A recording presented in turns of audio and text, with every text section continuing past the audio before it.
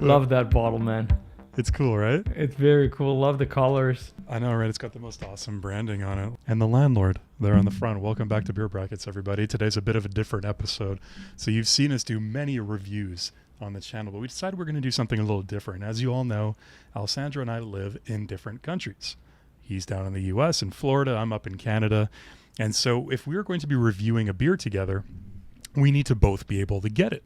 So traditionally, we've only done full reviews of beers that we could both get.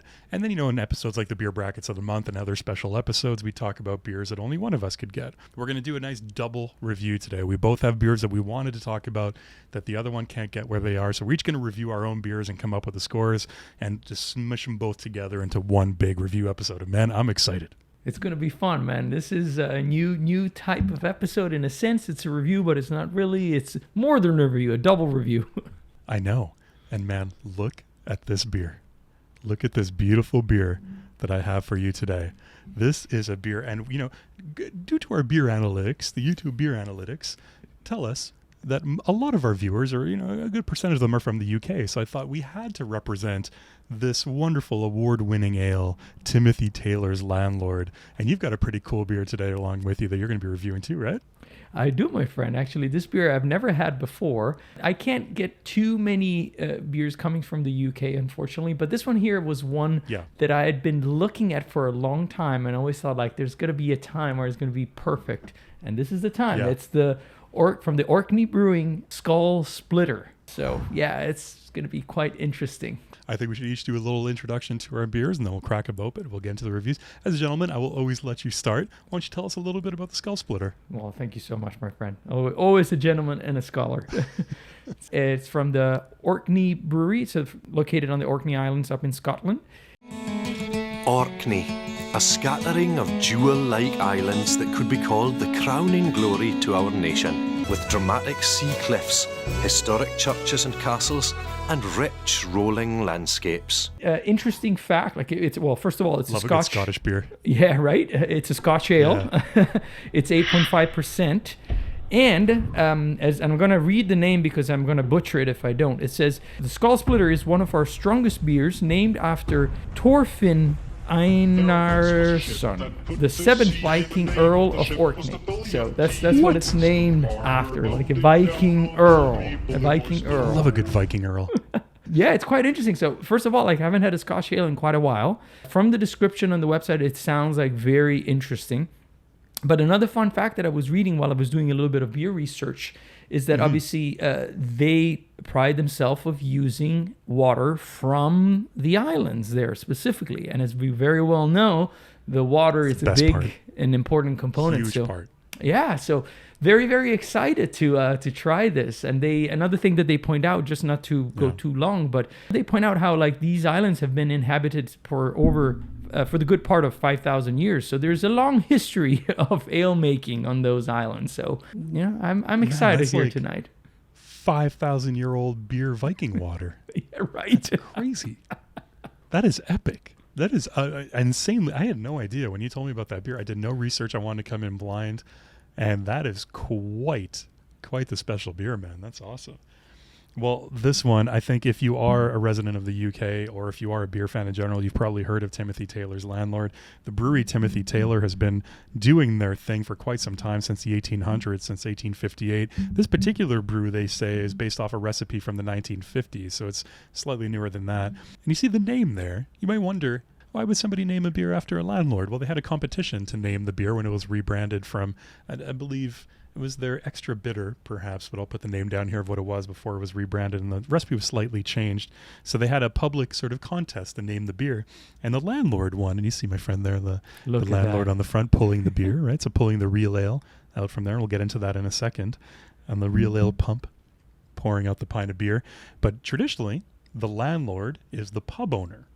And so he said, when you think landlord, you're like, oh, it's somebody's, they're naming their beer off somebody they're renting their apartment off of. No, he's the pub owner who in a lot of cases in these small pubs would be the one pulling the beers and who would be serving you. So that's where that name comes from. It comes in at a solid 4.1%. So as I was telling Alessandro actually before we started filming, there's a difference between the cask conditioned real ale version of this beer that you would get in a pub in England, let's say, and the bottled version. So the cask ale version that you would get in a pub is actually 4.3% ABV, and it's unfiltered. So those real ales are straight out of the cask. And this one is slightly lower. It's filtered, the version that you get in the bottle, and it's a lower ABV at 4.1. So it's a slightly different, same base beer, base recipe, but a slightly different iteration of the beer that you do get in the bottles that you get to bring home to enjoy, which I think is the case for most beers of this, any beer really.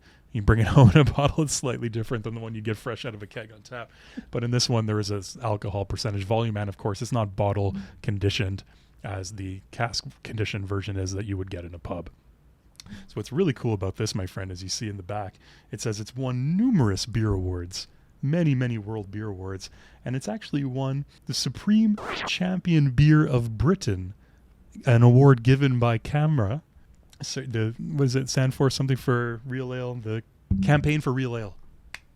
There we go. I remembered. They've won 4 times, which is unbelievable, my friend. The Supreme Champion Beer of Britain.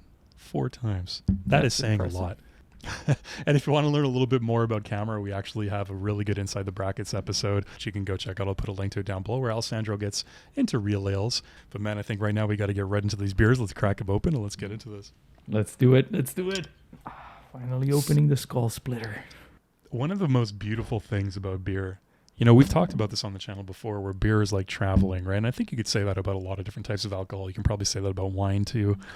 But and like you were saying, the water from, this Scottish Viking water, that could be 5,000 years old. We don't know, right? And it's beautiful that you're drinking a beer made with this water. That's and awesome. Here I'm drinking this beautiful, beautiful beer imported directly from England. It just coming straight from the source. And you have the luxury, the joy of being able to crack it open at home, take in the aromas, and taste this delicious product straight from the source. And enjoy it just like somebody would in a pub there.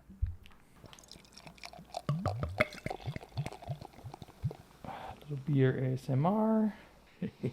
Oh, wow. Whoa, look at that, man. And it's not bottle conditioned, but look at that really fluffy, high levels of carbonation that you're getting there on this one. That's awesome, man. Nice, like amber, orangey color. Oh, yours looks dark. It is a little on the dark side here. I don't know if you can see. Not quite as some others, but there's definitely, a very deep deep water look to it. Ancient. Deep Scottish Viking water there. Exactly, my friend. All right, buddy. Well, aroma cheers. Aroma cheers to you, my friend. Let me know what you think. Ooh. This smells delicious. The description wasn't lying. No? It said dried fruit, figs. It has this rich malty presence. It reminds me a little bit of to give you, a reference of something that we both had, the Innocent Gun, the original. It's not quite as sweet, but it definitely has some of those very prominent malt, toasted, almost like, caramelly notes to the malt. Yeah. But then there's this great layer of candied and almost not candied, jam, like fig jam. That's probably the best descriptor I can find. It's very, very inviting. I think the only thing, but it's a personal preference, is that it's almost like a little overly sweet for me, but it's still very inviting. So I'm going to give it a 2.5 here. I really am enjoying and digging this. I can't wait to hear about yours, man. I'm so excited. What is your impression? I love these real British ales, man. They're just so complex on their aromas. It's just it makes you realize this is how beer should be. Right? In a lot of ways, these old ale recipes are really the origins of beer in many ways. Oh my God, just malty but fruity at the same time, dark fruit, figs, raisin. And on top of the malt, there's a little bit of sweetness there too, like some caramel, chocolate even. You could pull those kinds of notes out of it. So it's amazing. And there's hops, of course. So you're getting these 4 elements all coming together, but perfectly. They just blend together perfectly in the most delicious aroma. I'm literally salivating right now, thinking about going in and taking a sip of this beer. It's a 3-on-3 aroma for me, man. This beer is fantastic smelling. I can't get over this. Let's do it, buddy. Cheers. Cheers. Let's take a sip of these legendary beers that we have here. Let's do it. Let me know what you think.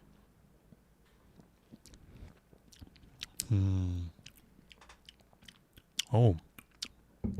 Okay. Oh, I love British ales. This is exciting, man. I was not expecting this. Tell me all about it. I'm dying to hear.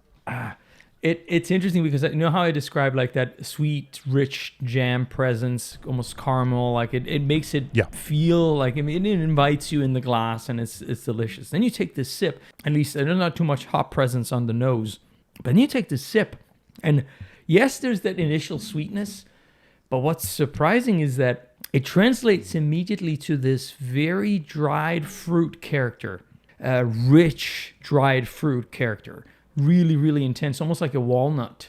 And this transition like is really interesting. I don't think I've ever had a beer that has done it like this quickly. You know what, man? On the taste, I'm actually going to go with a 3, man. Like this is a very, very good beer. I'm very surprised. Very, very surprised.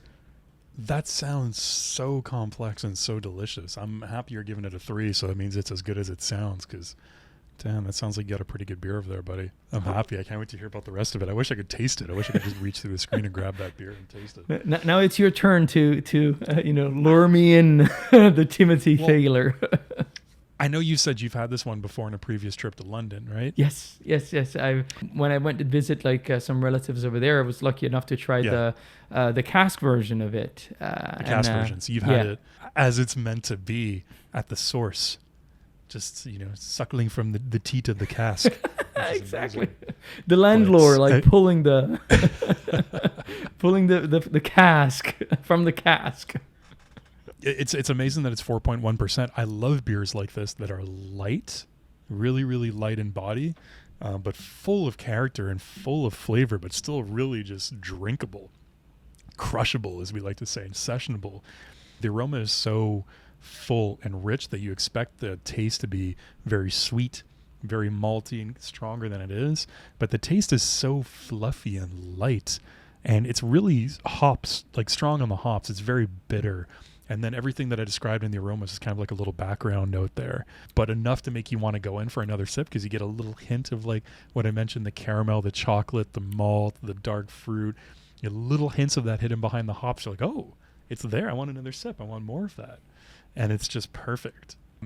So far, it's 3 on 3s for me. It's a 3 on 3 taste as well. It's absolutely fantastic. Now the Mouthfeel, buddy, beer bracket tradition. Yes. We got to do a little bit of a refresher here. Let's do it.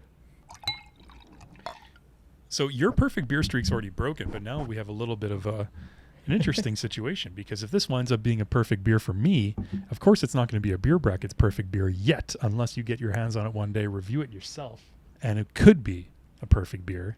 That's never happened before. It could be like a perfect beer in waiting. It'll be like on the beer shelf. I think it's a wave waiting to happen. It would be resting above the perfect beer round table on a beer shelf, just looking down on the perfect beers as they sit and then have a pint together and relax, waiting. So maybe I'll join you one day. Exactly. After the iconic refresher, I will say that I'm very quite surprised by 2 things mainly. One, the fact that having such a strong sweetness on the nose, like on the aroma, I would have expected it to be more rich, a little bit more like the Innocent Gun that we've both reviewed. Yeah. But it's not like that at all. It's actually almost like leaning towards more bitterness, but it's not really a hop bitterness, and that like affects the palate because it really keeps it extremely clean, almost no oiliness at all. Carbonation is not extremely high, but what is very, very surprising is the fact that it's an 8.5% beer, and it does not feel like it at all. Doesn't feel like it at all. This is wizardry, my friend. Like there's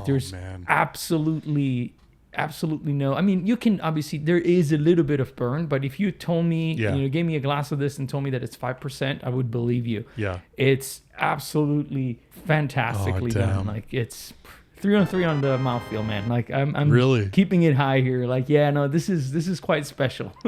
We're scoring our beers pretty high here. This is amazing. We chose well, man. We chose well. See, it's good first double review. I love it. So how about you? I'm excited. Like, what's the mouthfeel of the Timothy Thaler, the Landlord? I think, unfortunately, I'm going to have to break my own perfect beer streak here. I don't think it's quite going to get a 3 on 3 on the mouthfeel. I'm kind of torn between where I want to go on the score. You know what? This is a bit of a beer dilemma because I understand that it's very drinkable, like I said before. This is great. You could have a couple of pints of this at 4.1% ABV. It doesn't overwhelm. It doesn't like coat your palate with any kind of like oily residue like some like slightly stronger ales might. The carbonation level kind of dies down pretty quick. That's the only disappointing thing. Like when I poured it out, and of course, this has been open for about 10 minutes now, so it's normal that the head would die down. That's totally normal. But you saw when I first poured it out, it had that really big fluffy head, and then really quickly it kind of just dissolved down to not much, and the beer almost got a little flat pretty quickly. I'd imagine, again, that the cask conditioned version is going to be much livelier in terms of body and carbonation. So it's unfortunate that I need to rate this version, and maybe, if I was rating the cask version, it'd be a different story. But it's just a little flat and just lacking a little bit of character on the body. So I'm going to go with a 2 on 3. And I'm curious, if you are a viewer from the UK, if you're a fan of this beer, do you think I'm doing it justice, the bottled version as compared to the cask conditioned version? Let me know. But it's going to get a 2 for me. Not bad. Just, it's I find this version of it's a little bit lacking. But now the finish, buddy. What do you think about the Skull Splitter? The finish, as always, it's an interesting element of our review. I stick with the fact that I'm very surprised how I would say that the lack of the sweetness really shows all the way down to the finish. There's that bitterness that is quite surprising and pleasant that comes through and builds up slowly. The walnut dried fruit presence that I mentioned to me is like the predominant note that I didn't get like too much on the aroma, but like stayed from the taste all the way to the finish.